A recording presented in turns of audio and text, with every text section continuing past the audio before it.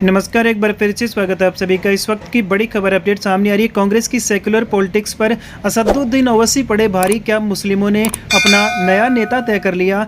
क्या कांग्रेस की secular politics पर असदुद्दीन ओवैसी की सियासत भारी पड़ रही है? बिहार में जो हुआ उसे संयोग कहा गया, लेकिन महाराष्ट्र नगर निकाय चुनाव के नतीजों ने इस पर मोहर लगा दी है। साफ है कि असदुद्दीन ओवैसी की सियासी पावर लगातार बढ़ती जा रही है। मुस्लिमों की पसंद में वो नंबर 1 की राह पर है। तो क्या मुस्लिमों ने अपना नया नेता तय कर लिया है? देश की मुस्लिम राजनीति में एक साफ बदलाव नजर आ रहा है।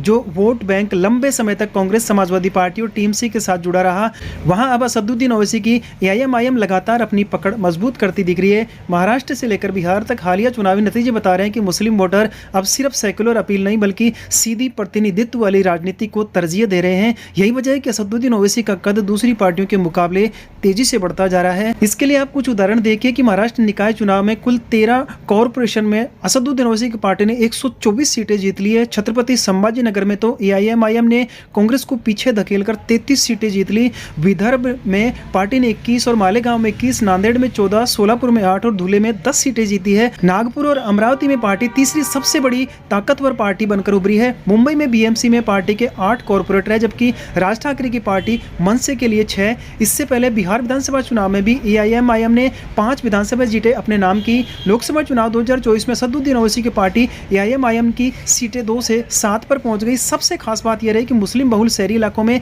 एआईएमआईएम निर्णायक पार्टी बनती नजर आई। इन नतीजों को देखने के बाद सवाल उठते हैं कि क्या असदुद्दीन ओवैसी की पार्टी एआईएमआईएम अब मुस्लिम वोटरों की पहली पसंद बनती जा रही है? क्या कांग्रेस के परंपरागत मुस्लिम वोट बैंक में सेंध लग रही है? ये सवाल इसलिए उठ रहे हैं क्योंकि बिहार के बाद अब महाराष्ट्र के स्थानीय निकाय चुनाव में एआईएमआईएम एक बड़ी राजनीतिक ताकत के रूप में उभरी है। इसलिए जब बंगाल और यूपी चुनावी जोन बन चुके हैं तो समझना जरूरी है कि आखिर मुस्लिमों का लीडर कौन है। महाराष्ट्र में असदुद्दीन ओवैसी की पार्टी ने 124 सीटें जीतकर सबको चौंका दिया है। ऐसे में कांग्रेस के सामने सबसे बड़ा सवाल यही है कि क्या सेकुलर वोटों को एकजुट रखने की उनकी रणनीति कमजोर पड़ती जा रही है? क्या वो असदुद्दीन ओवैसी और असम के बदरुद्दीन अजमल जैसे नेताओं के प्रति अपना रुख नरम करेगी, जिन्हें वो अब तक बीजेपी की बी टीम कहती नजर आई है? खैर, असदुद्दीन ओवैसी की बढ़ती पावर पर आप अपनी क्या राय रखते हैं? प्लीज हमें कमेंट जरूर करें। हमारे चैनल पर नए हैं तो प्लीज चैनल को सब्सक्राइब जरूर